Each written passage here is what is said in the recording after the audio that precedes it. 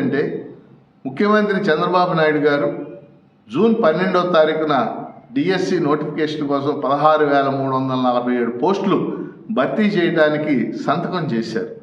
November 6లోగా notification వస్తుందని చెప్పారు. ఈలోగా ఎస్సీ వర్గీకరణ తెర మీదకి వచ్చింది. అందువల్ల ఎస్సీ వర్గీకరణ అయిన తర్వాత ఇస్తామన్నారు. ఈరోజు వర్గీకరణ కమిషన్ తన నివేదిక సమర్పించింది. మార్చి చివరి వారంలోగా ఎట్టి పరిస్థితుల్లో డిఎస్సి నోటిఫికేషన్ వస్తుందని లోకేష్ గారు శాసనమండలిలో చెప్పారు. మొన్న చంద్రబాబు నాయుడు గారు ఏప్రిల్లో నోటిఫికేషన్ మొదటి వారంలో ఇస్తాం, జూన్ 12 కల్లా పాఠశాలలు తెరిచేసరికి ఉపాధ్యాయులు, ఎంపికైన ఉపాధ్యాయులు పాఠశాలలో ఉంటారని చెప్పారు. కానీ ఇవన్నీ కూడా ఆచరణ సాధ్యంగా కనపడటం లేదు. ఎందుకంటే నోటిఫికేషన్ ఇచ్చిన తర్వాత పరీక్షకి కనీసం ఒక 2 నెలల సమయం ఉండాల్సినటువంటి అవసరం ఉంది.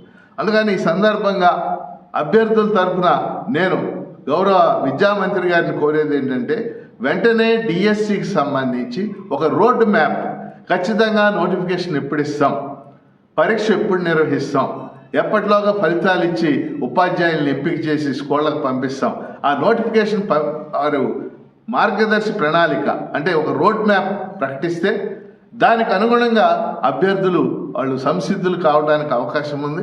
లేకపోతే వాళ్ళు చాలా ఆందోళన చెందుతున్నారు.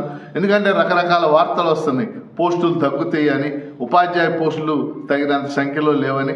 ఈ ఆందోళనలు తగ్గించాల్సిన బాధ్యత ఈ విద్యామంత్రి గారి మీద ఉంది.